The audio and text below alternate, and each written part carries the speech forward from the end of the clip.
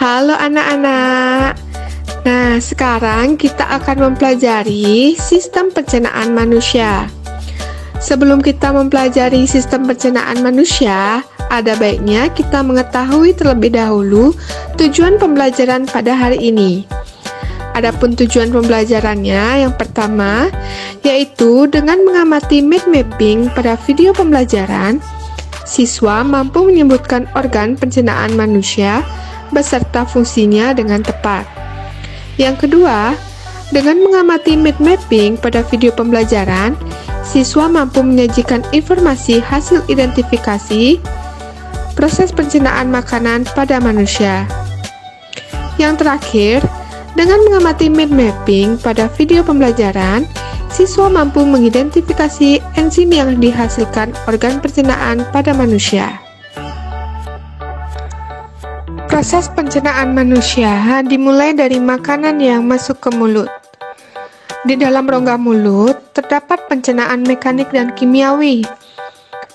Pencernaan mekanik berupa penghancuran makanan menggunakan gigi dan dibantu lidah. Sedangkan pencernaan kimiawi melibatkan enzim yang terdapat pada air liur, yang disebut enzim petialin atau amilase ludah, yang dapat memecah alium atau zat tepung atau karbohidrat menjadi maltosa. Jadi, fungsi dari mulut yaitu tempat masuknya makanan, menghaluskan makanan, dan mendorong makanan ke tenggorokan. Setelah dicerna di dalam rongga mulut, makanan akan bergerak melewati tenggorokan yang disebut faring. Tenggorokan berfungsi mengantarkan makanan dari mulut menuju esofagus. Di dalam tenggorokan juga terdapat epiglotis yang berfungsi untuk mencegah makanan dan minuman masuk ke saluran udara pada tenggorokan. Setelah makanan bergerak melewati tenggorokan, makanan akan bergerak menuju kerongkongan atau esofagus. Kerongkongan atau esofagus ini terletak di bawah tenggorokan dan berbentuk seperti tabung. Di dalam kerongkongan terdapat gerakan peristaltik, yaitu gerakan meremas makanan yang akan disalurkan ke lambung. Jadi, fungsi dari kerongkongan atau esofagus yaitu menghaluskan makanan menjadi bagian yang lebih halus. Setelah makanan di dalam lambung, proses pencernaan dilanjutkan kembali. Di dalam lambung menggunakan proses kimiawi, menggunakan beberapa enzim. Enzim yang berada di lambung antara lain pepsin yang bertugas mengubah protein menjadi pepton, renin yang bertugas mengendapkan protein kasein yang terdapat pada susu. Selain enzim, di dalam lambung juga terdapat senyawa HCl atau asam klorida yang biasa dikenal asam lambung. HCl berperan membunuh kuman yang masuk bersama makanan. Selain itu, HCl dapat mengaktifkan pepsinogen menjadi pepsin. Setelah makanan dicerna di dalam lambung, makanan akan bergerak menuju usus halus. Usus halus yang merupakan tempat proses pencernaan yang paling panjang. Di dalam usus halus, terjadinya penyerapan sari-sari makanan.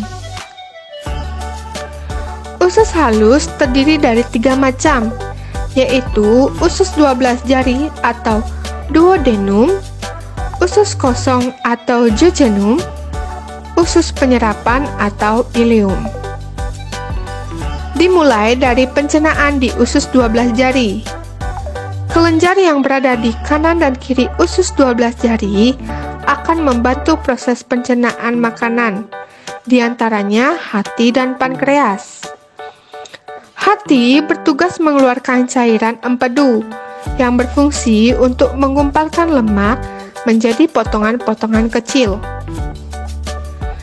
Sedangkan pankreas berperan mengeluarkan 3 enzim pencernaan, Yang pertama ada enzim tripsin, mengubah protein menjadi asam amino.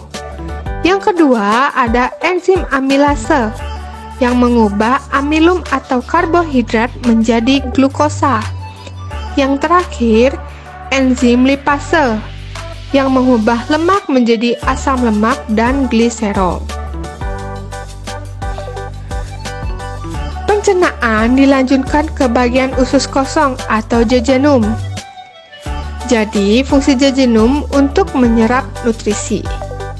Setelah itu, sari-sari makanan yang telah terbentuk akan diserap oleh usus penyerapan atau ileum, agar sisa makanan bisa diedarkan oleh plasma darah ke seluruh tubuh.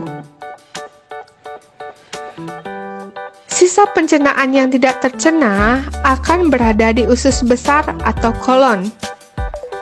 Dalam usus besar, terjadi proses penyerapan air dan pembusukan makanan yang dibantu bakteri Escherichia coli.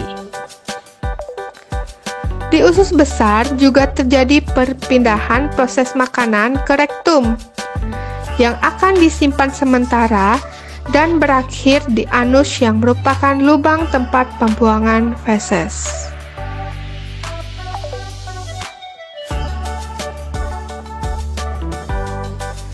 Nah, inilah mind mapping sistem pencernaan manusia yang dimulai dari makanan masuk ke mulut dan turun melewati kerongkongan menuju esofagus dan dicerna di lambung. Terjadi penyerapan sari-sari makanan di usus halus dan pembusukan makanan terjadi di usus besar yang akan dikeluarkan melalui anus.